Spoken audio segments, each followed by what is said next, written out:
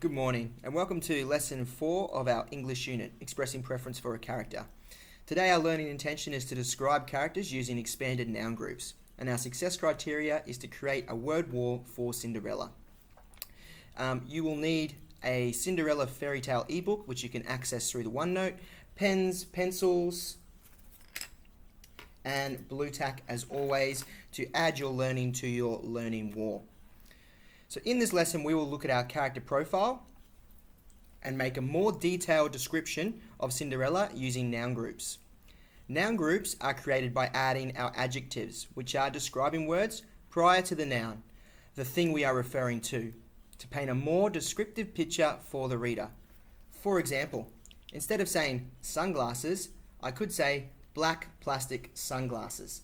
This gives the reader more detail. So, the first thing I'm going to ask you to do is to draw a picture of Cinderella. Parents, you might like to consider guided drawing options on YouTube. So here is our picture that we created earlier of our Cinderella using a guided drawing option. Next, you're going to choose 3 nouns from Cinderella, the character, such as her hair, her dress, and her slippers. Or you can choose ones that you feel are more suitable for you. Then you're going to expand on these noun groups verbally with your learning buddy. For example, instead of slippers, we might say delicate glass slippers. Instead of hair, we might say long blonde hair. And instead of fancy flowing dress, we might say, or instead of dress, we might say fancy flowing dress. Once you've chosen your nouns and expanded on them, I'm going to ask you to write your noun groups on some separate pieces of paper. So, we can see here, I've chosen my nouns and I've written fancy flowing dress, long blonde hair, and delicate glass slippers.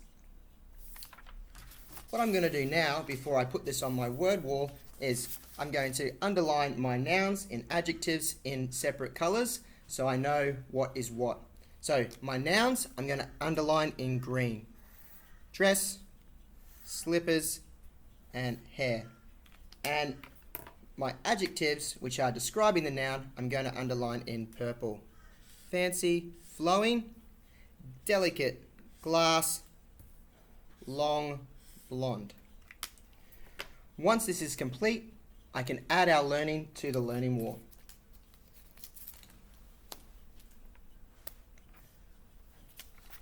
You can feel free to colour in your picture.